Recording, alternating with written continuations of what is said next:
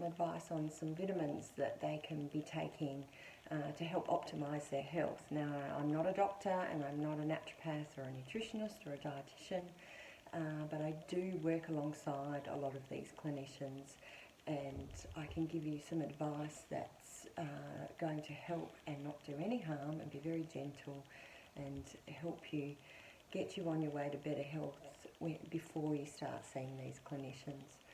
So most of my clients, their hormones are quite low, their sex hormones. So for women we have 4, so progesterone and a mild amount of testosterone, DHEA and estrogen.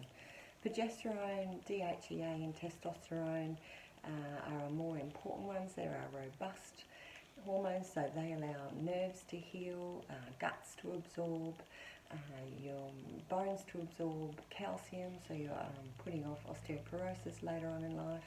And the most important thing is the sleep medicine doctors have found in that to keep your airways open during the night is we need high levels of progesterone for women and testosterone for men to make sure that the throat muscles hold their tone during REM sleep, so keeping your airways open and reducing that clench reflex. We know that reduced airways really increases your clench reflex.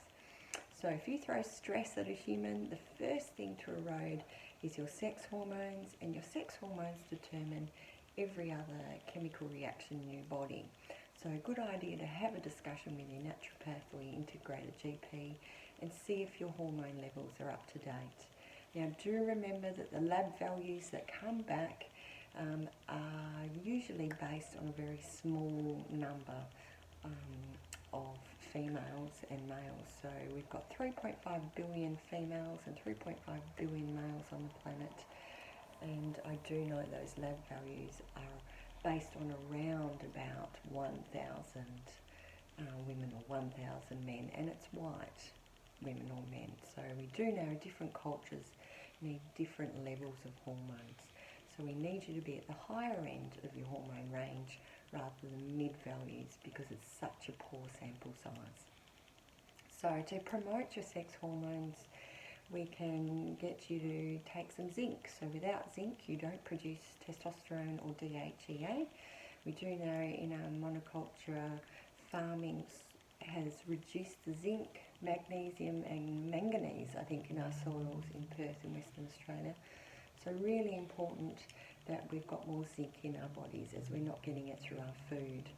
So 1,000 milligrams a day is what the naturopaths and nutritionists are suggesting.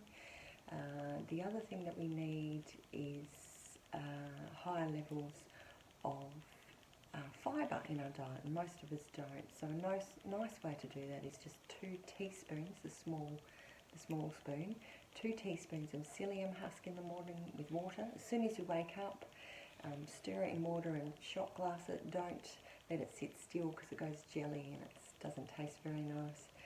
It does make you have a poo half an hour later. It's a nice gentle poo, and what it does is it flushes your liver, and when we clean up our liver we boost our hormones.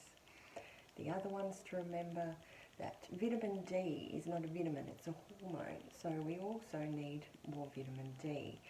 That you can go outside and get that, but it's between 10 AM and 3 PM that the correct UV exposure promotes vitamin D. So because we're so scared of skin cancer now, we tend to cover up during those times, and we're at work during those times.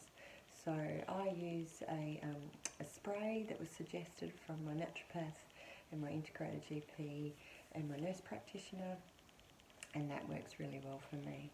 And for the ladies, we're usually low in B12, so make sure you follow through with that with your practitioner.